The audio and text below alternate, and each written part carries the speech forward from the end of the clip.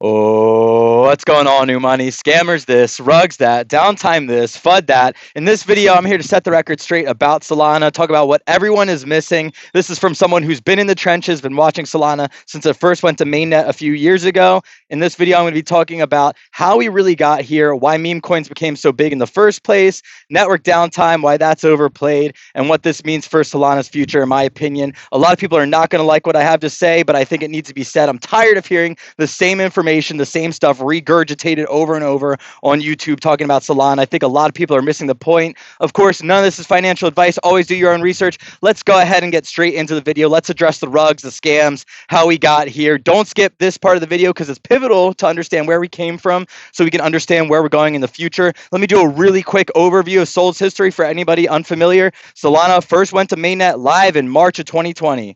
By 2021, they exploded in popularity for both DeFi and NFTs, really leading the charge in NFTs or taking a lot of market share.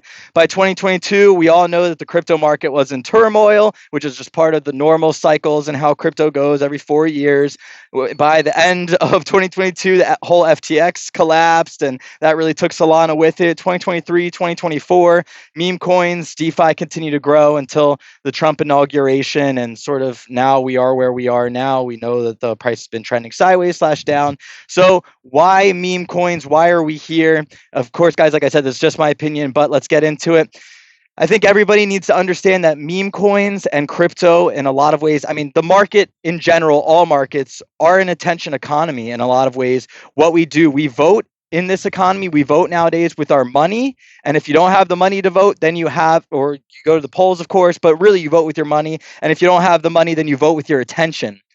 The people you promote, the meme coins, the businesses, etc., that you promote, you retweet, you like, whatever their social media outlet is, whatever you promote in the algorithm, that is who the businesses eventually making more money. That are the businesses that are eventually going to get laws passed, etc., etc. So why meme coins? Why did they get so degenerate?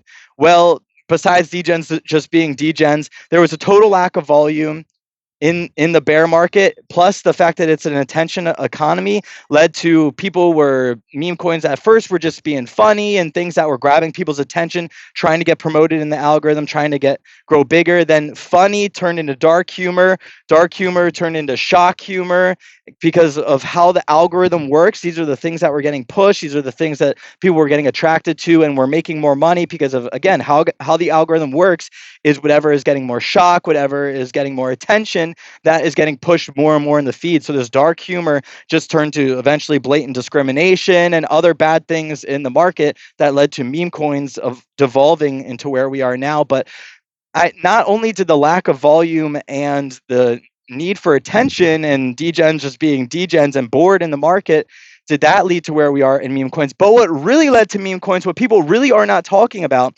is the fact that meme coins were essentially forced to be the only option for most of crypto, for most of degens. This is really important, I think, for people to understand just where we were, especially myself as a builder in the space. I am the founder of a US-based crypto company. We have been terrified over the last 4 years. We've been unable to do or build any real business under the previous administration. This isn't any, I'm neither Democrat nor Republican, this or that.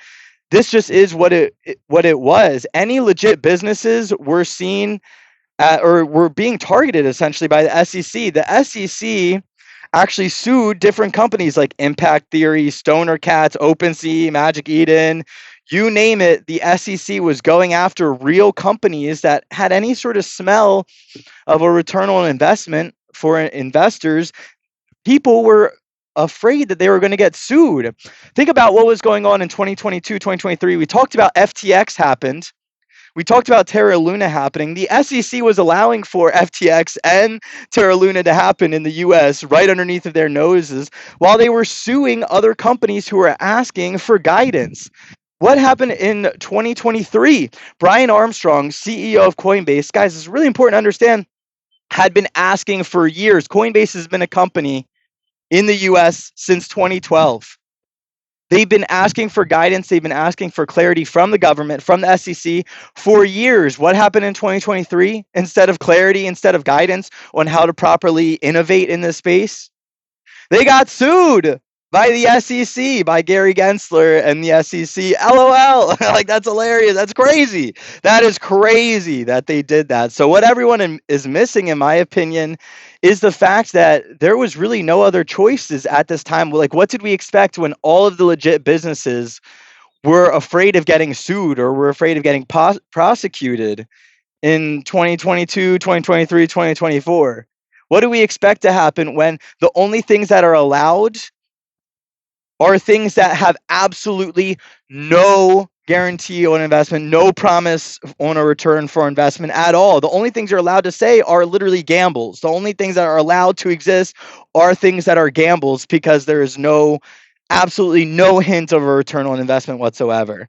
So, of course, the only things that people are going to turn to is gambling, and things that is the only thing allowed in the space. So yes, of course, degens and the attention economy and where we were and the lack of liquidity and the cycles and all that stuff led to meme coins, but as well being prominent, but as well as there's no other choice, because the US government at the time, the regulatory bodies who people were turning to try and figure out how they can innovate in the space, were suing companies who were just asking for clarity and guidance in this space. So I don't know what other people expect. Now, in terms of why did Solana grow to where it did while all the other chains fell behind, and this is really important for people to understand as well, is because they were the most user-friendly, the most retail-friendly chain around.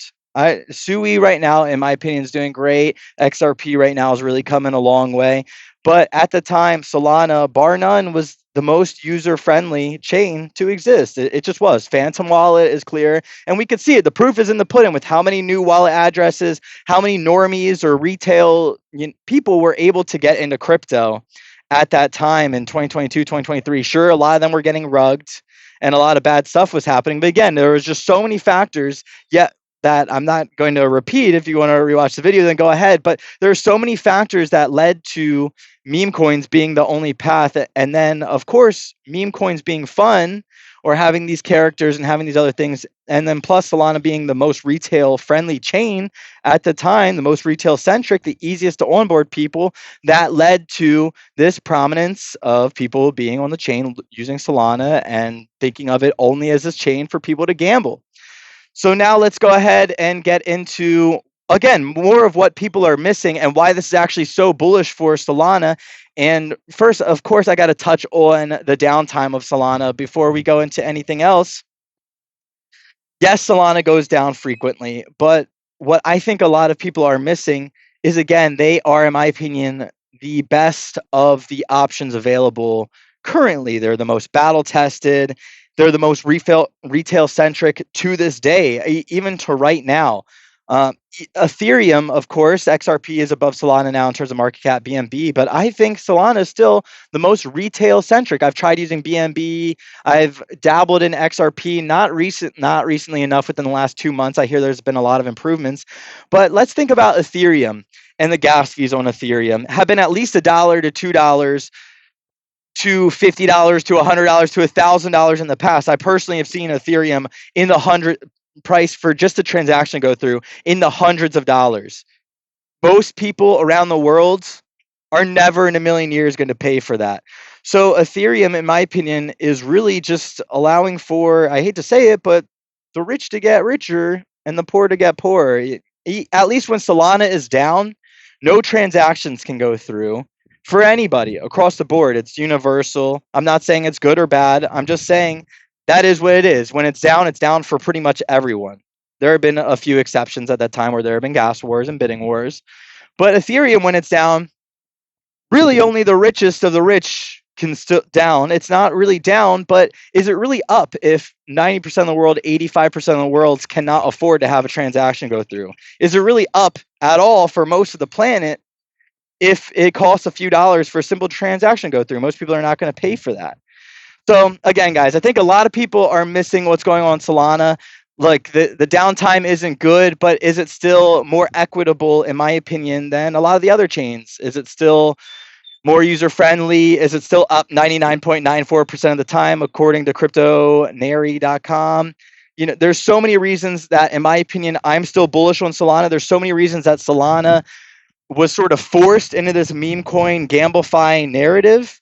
And in my opinion, it actually shows just how retail centric it is and why people, in my opinion, could or should be bullish on Solana, why I personally am bullish on Solana going into the next bull run.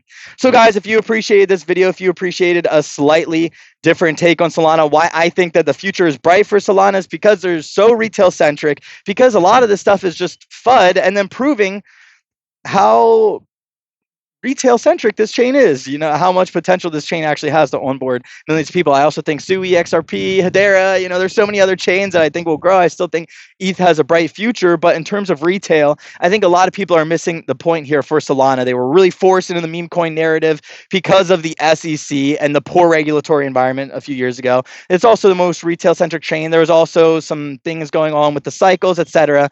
So guys, there's a lot of reasons Solana is where it is. If you want to keep seeing where it's going, then make sure you guys give me a subscribe, follow. This has been Joe from New Money Crypto. There's smart money, dumb money, old money, and years from now, they're going to be calling you new money. Until then, guys, I'll catch y'all in a video soon. Much love. Peace.